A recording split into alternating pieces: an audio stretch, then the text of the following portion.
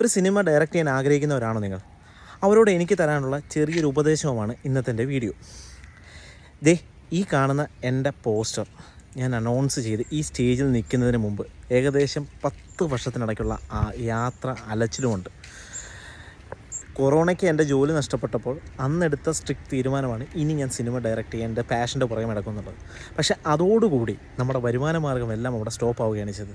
കാര്യം എന്നും മീറ്റിങ്സ്, പരിപാടികൾ, എന്നും ആരെങ്കിലും കാണുവാനും നമ്മൾ ഓരോ ലെയർ കിടന്ന് ഓരോ ആളുകളിലേക്ക് എത്താൻ നമുക്ക് വർഷങ്ങളുടെ കാത്തിരിപ്പാണ് ഉണ്ടാകുന്നത്.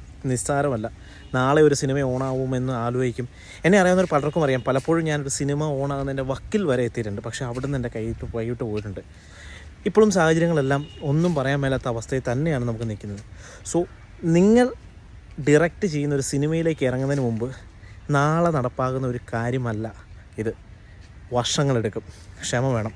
അല്ലെങ്കിൽ അതുപോലെ ഗോഡ് ബ്ലെസ്സിങ് ആയിട്ടുള്ള ആരെങ്കിലും ഉണ്ടെങ്കിൽ മാത്രമേ ഇന്നല്ലെങ്കിൽ നാളെ കൊണ്ടൊരു സിനിമ ഓണാകത്തുള്ളൂ. സോ ഏറ്റവും വേണ്ടത് ക്ഷമയാണ് ഒരു ഡയറക്ടർ ആവണമെങ്കിൽ.